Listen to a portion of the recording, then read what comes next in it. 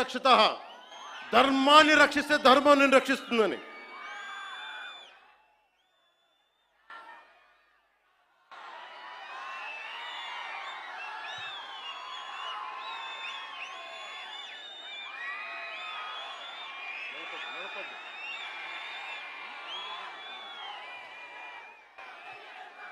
ఇక్కడున్న మీ అందరికీ తెలుసు, నేను ధర్మం పట్టుకుని నిలబడ్డాను ఇన్ని సంవత్సరాలు.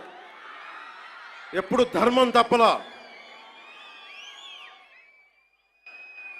ఇదే సభలు చేసేటప్పుడు నమాజ్ వినిపిస్తే ఆపేసి నా గౌరవాన్ని ప్రకటించిన వాడిని.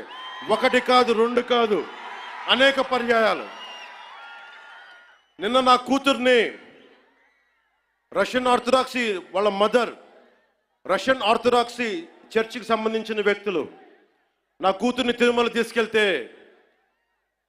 అది నేను ఇంట్లో పూజలు చేసినా కానీ ఇక్కడికి వచ్చి నేను నా చిత్తశుద్ధి చూపించాను. నా కూతురి చేత డిక్లరేషన్ ఇప్పించాను. నేను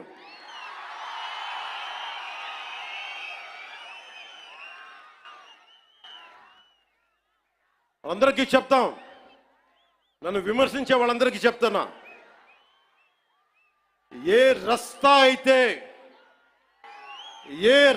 అయితే యుద్ధాలు చేస్తుందో, ఏ రస్తా అయితే యుద్ధాలు చేస్తుందో, గెలుస్తుందో ఓడుతుందో, కానీ ముందుకు పోతుందో అదే నా రస్తా. ఏ రస్తాలో కూడా సంఖ్యలు కూడా సవాల్ చేస్తాయో, ఏ రస్తాలో కూడా అపజయం కూడా అగ్ని జ్వాలై మండుతుందో అదే నా రస్తా. ఏ రస్తాలో మరణం కూడా మహాప్రబంధంగా ప్రతిధ్వనిస్తుందో అదే నా రస్తా. అందుకే పరాభవం చెందిన, పరాజయాలు పొందిన ఎందుకు కదలకుండా నిమ్మకు నీరెత్తినట్టు ఉంటానంటే, నా సనాతన ధర్మం మీద నాకున్న అచంచలమైన విశ్వాసం. ఈ మధ్యన సనాతన ధర్మం ఒక వైరస్, దాన్ని అంతం చేస్తాం అంటున్నారు కొందరు. గతంలో శ్రీరామచంద్రుణ్ణి, మనందరం కొలిచే శ్రీరామచంద్రుణ్ణి కొన్ని దశాబ్దాల క్రితం పాదరక్షలతో కొడుతూ, చెప్పులతో కొడుతూ, ఊరేగింపుతో తీసుకెళ్లారు. మధ్యలో రామాయణం కల్పవృక్షం అని గొప్పగా చెప్తే, కాదు రామాయణం కల్పవృక్షం కాదు, రామాయణం విషవృక్షం అని అన్నారు. ఈ మధ్యలో రామతీర్థంలో శ్రీరామచంద్రమూర్తి విగ్రహం తల నరికేస్తారు. గత కొంతకాలంగా కల్తీ నెయ్యితోటి, జంతువు కొవ్వుతోటి కలిపిన ప్రసాదాలు ఏడుకొండల వాడికి నైవేద్యంగా పెడతారు.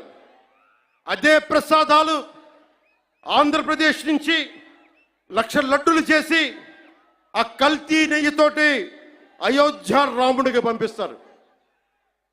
దేశ ప్రతిపక్ష నాయకుడు అయోధ్య రామాలయాన్ని ప్రారంభోత్సవాన్ని నాచ్ గానా సభగా చెప్తారాయన. మా మనోభావాలు దెబ్బతిన్నావు. When the honorable opposition leader Sri Rahul Gandhi says Ayodhya ceremony, when he compares to it as a Nachigan Sabha, none of the Sanatani Hindus should not get hurt. We have to be happy about it. And you want the votes of all the Sanatani Hindus to get into the power, to be a political leader, to be in the opposition. And you want all the votes of Sanatani Hindus. But you don't respect Lord Rama. You might hate Modi ji. You might hate us. But don't you guys dare to talk about Lord Sri Rama.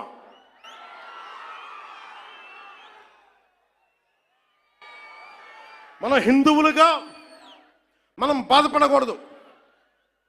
రాముడిని తిడితే బాధపడకూడదు, నోరెత్తకూడదు. అన్నామనుకోండి, మనం వెంటనే హిందూ మతాన్ని మొదలైపోతాం. The moment we say we have to safeguard our religion, when you abuse Lord Sri Rama, none of us should feel bad about it. The moment we utter our pain, the moment we say our voice, the moment we say we reflect our pain, suddenly we become Hindu fanatics. Would you dare to do the same thing to Islam? Do you have the same thing to do Christianity? No, you won't do it. Because Hindus are a docile society. They believe in karma. Let the God punish them. Let me tell you, we are deeply hurt.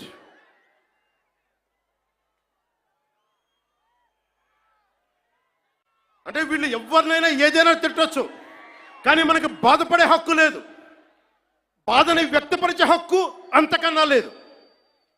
భారతదేశంలో secularism అంటే హిందూ ధర్మాన్ని దూషించు, అపహాస్యం అన్య మతాలను వెనకేసుకొస్తే అది true secularism according to the so called pseudo secularist.